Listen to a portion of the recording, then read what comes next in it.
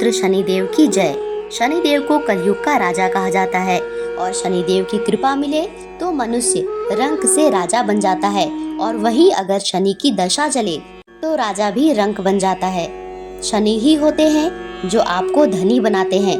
तो शनिदेव की कृपा पाने के लिए हर शनिवार को शनिदेव की कथा का जरूर श्रवण करना चाहिए और इसके साथ शनि पत्नी के नाम का स्मरण भी करना चाहिए। आइए बड़ी श्रद्धा और प्रसन्नचित मन से भगवान शनिदेव की दिव्य कथा को सुनते हैं, जिसके सुनने मात्र से मनुष्य धन समृद्धि, ऐश्वर्य और मान सम्मान की प्राप्ति करता है। और इसी के साथ सुनेंगे शनि पत्नी स्मरण की स्तुति, जिसको अगर शनिदेव की व्रत कथा के पहले पढ़ा जाए तो शनिदेव भी खुश हो जाते हैं। तो प्रेम से बोलो शनिदेव महाराज की जय। शनि अष्टपत्नी मंत्र। ध्वजनी धामिनी चैव कंकाली कलह प्रिया, कंटकी कलही चाउ तुरंगी महिषी अजा। शनेर नामानि पत्नी नामेतानि संजपन पुमान, दुखानि नाश्ये नित्यम सौभाग्य मेधते सुखम। ध्वजनी धामिनी कंकाली माता, मुझ भक्त पर कृपा शनि की दाता। कलही प्रिया कंटकी कलही तरंगी, रोग दोष ऋण मुक्ति अभंगी। महिषी अजा कृपामा करना, मनवांछित वर शनि संग भरना। जय शनिदेव। एक बार की बात है, सभी नवग्रहों सूर्य चंद्र मंगल बुध बृहस्पति शुक्र शनि राहु और केतु में विवाद छिड़ गया कि इनमें सबसे बड़ा कौन है। सभी आपस में लड़ने लगे और कोई निर्णय ना होने पर देवराज इंद्र के पास निर्णय कराने पहुँचे। इंद्रदेव घबरा गए और उन्होंने निर्णय करने में अपनी असमर्थता जताई, परंतु उन्होंने कहा कि इस समय पृथ्वी पर राजा विक्रमादित्य हैं, जो कि अति न्याय प्रिय है, वे ही इसका निर्णय कर सकते हैं। सभी ग्रह एक साथ राजा विक्रमादित्य के पास पहुँचे और अपना विवाद बताया और निर्णय के लिए कहा। राजा विक्रमादित्य इस समस्या से चिंतित हो उठे, क्योंकि वे जानते थे कि जिस किसी को छोटा बताया वही क्रोधित हो उठेगा। तभी राजा को एक उपाय सूझा। उन्होंने स्वर्ण रजत कांस पीतल सीसा रांगा जस्ता अभ्रक और लौह से 9 सिंहासन बनवाए और उन्हें उसी क्रम में रख दिया।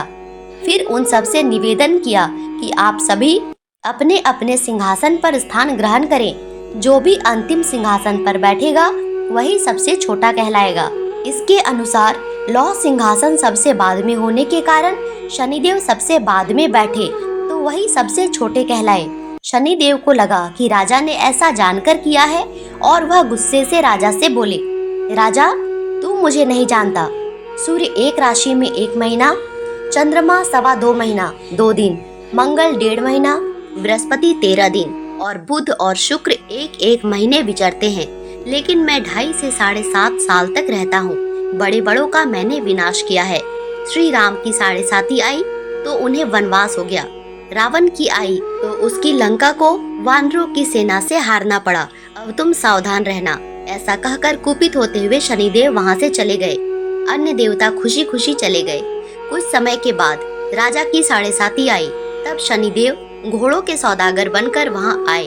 उनके पास कई बढ़िया घोड़े थे। राजा ने यह समाचार सुनकर अपने अश्वपाल को अच्छे घोड़े खरीदने की आज्ञा दी।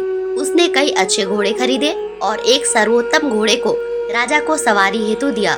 राजा ज्यों ही उस पर बैठा, वह घोड़ा सरपट वन की ओर भागा।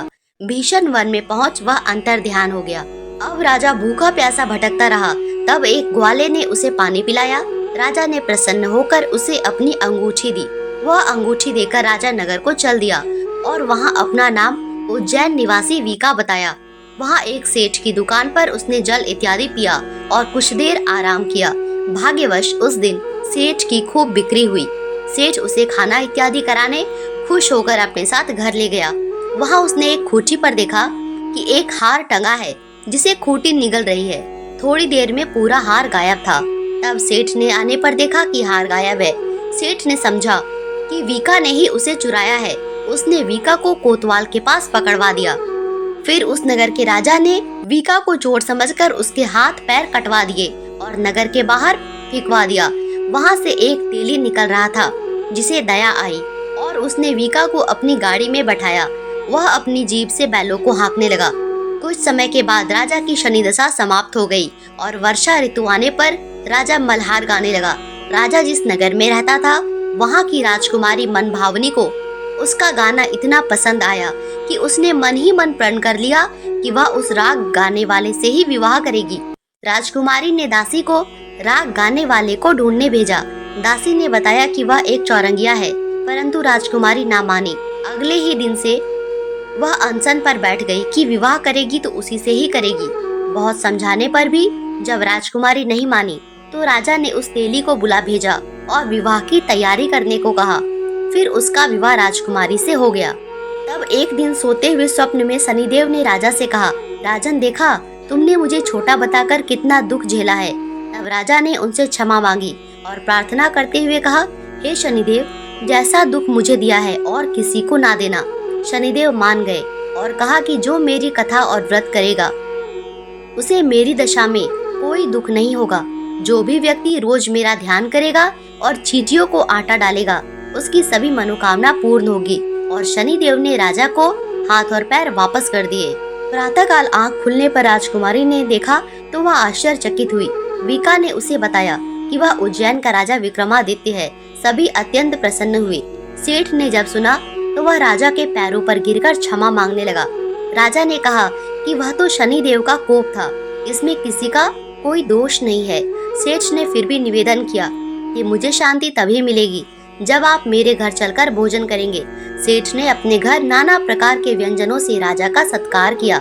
साथ ही सबने देखा कि जो खूंटी हार निगल गई थी वही अब उसे उगल रही थी। सेठ ने अनेक मोहरे देकर राजा का धन्यवाद किया और अपनी कन्या श्रीकवरी से विवाह करने का निवेदन किया।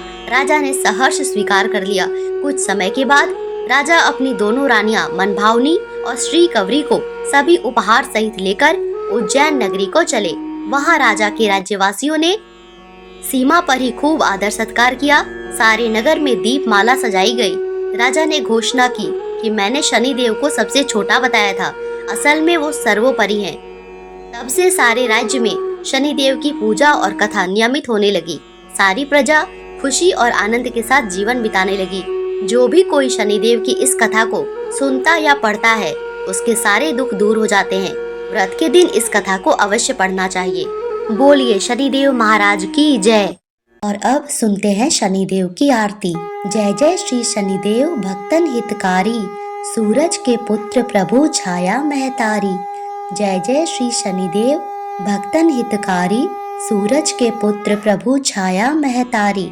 श्याम अंग वक्र दृष्टि चतुर्भुजाधारी, नीलांबर धार नाथ गज की असवारी। जय जय श्री शनिदेव भक्तन हितकारी, सूरज के पुत्र प्रभु छाया महतारी। किरीट मुकुट शीस सजत दीपत है लिलारी, मुक्तन की माला गले शोभित बलिहारी। जय जय श्री शनिदेव भक्तन हितकारी, सूरज के पुत्र प्रभु छाया महतारी।